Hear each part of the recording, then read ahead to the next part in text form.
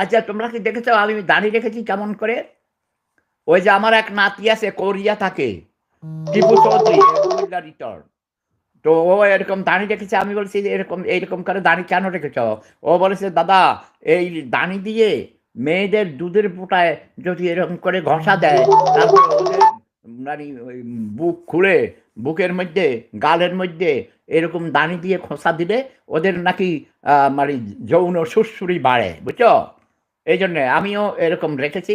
এই দাঁড়ি দিয়ে আমি ওর মেয়ের ভোঁতার মধ্যে এবং ওর মেয়ের দুধের পোটায় আমি এমন করে করে করে করে করে এরকম খোঁচা দিব।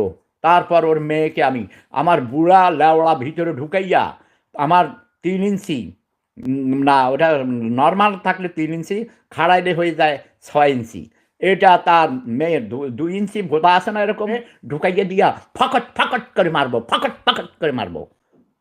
প্রেম ধর্ম সেরা ধর্ম, লাভ ইজ পাওয়ার। খানকির ফোলারা আমারে গালি দিতে বাধ্য করছে, শব্দ বোমা মারতে বাধ্য করছে। আমি অনেকদিন শব্দ বোমা মারি নাই, এখন শুধু শব্দ বোমা মারতে থাকবো। আমার হাঁটু আপাকে মারবো না, হাঁটু আপা যথেষ্ট। হাঁটু আপাকে বেশি ভালোবাসি বলেই তাকে মেরেছিলাম। এখন সে ঠিক মতো কথা শুনে আমার আমার কথা শুনলে আর শব্দ বোমা মারবো না। শেখ হাসিনা এগিয়ে চলো, বাংলার ২০ কোটি জনতা আছে তোমার সাথে।